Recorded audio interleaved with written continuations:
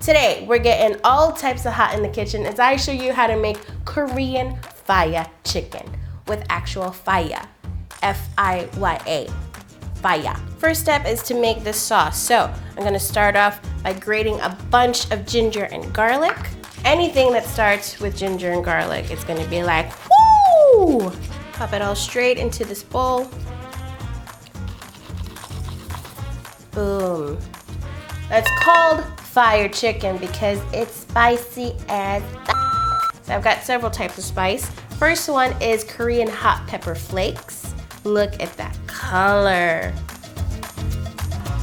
Now this is some ground Thai chili flakes. We got 2 chili flakes. This is actually from my daddy. Thanks, Dad. Oh, my butt is already clenching. Korean hot pepper paste or gochujang. This is good stuff. For a little sweetness, agave, soy sauce, sesame oil, a little bit of salt and pepper. Woo! It's already going through my nose. Look at that, man. Okay, a little taste, just a little bit. She bad, she hot. A little bit of water just to break it up a bit. All right, that looks good. Now we're ready for the chicken. I've got some boneless, skinless chicken thighs here. You could use the breast, but I think thighs are tastier than the breast. You know. Make sure to coat each and every piece with this sauce. This is the legit marinade right here. I've got a nice heavy bottom pan here. Just gonna drizzle a little bit of oil, dump in all the chicken. Oh, that smells so good. All right, so I'm gonna stir it around for about 2 minutes. Feel like my cactus glove? It's from the desert, it's used to getting hot. All right, now this looks good. I'm just gonna cover it up and let it simmer there for about 10 minutes. Oh man, take a look at that. Now, I added a little bit more water because I want it on the saucy side because we are gonna add some rice cakes.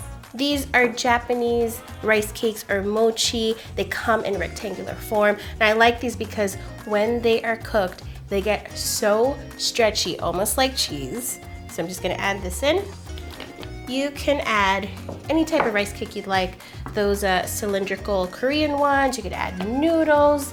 So I'm just gonna mix this all up. Well, they're super hard now, but they're gonna get so soft and tender and stretchy. They're incredible.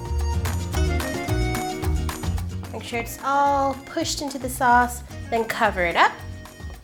And just let it simmer there for another 5 minutes. Ooh, it's like cheese made out of rice. You would think, oh, you don't need to add cheese to that. Wrong. Got a big bowl of mozzarella cheese here. I shredded it up. Just gonna add that all on top. This is a very popular way to serve this. It's also called buldak.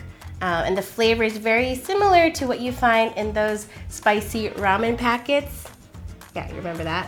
Just wanna leave the edges a little exposed so you can see that nice fiery red color. Put this under the broiler so that the cheese can melt and get nice and toasty.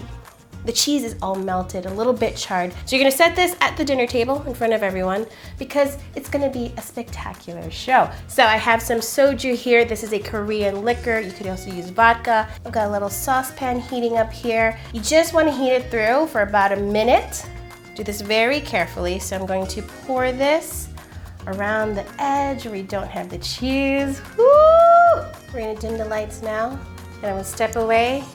Use a long match or a igniter and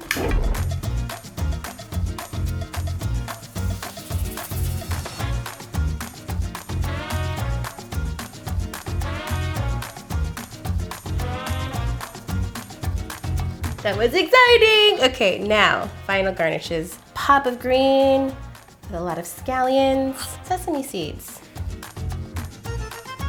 And there you have it, Korean fire chicken. Ooh. Oh, no. Did I get it on myself?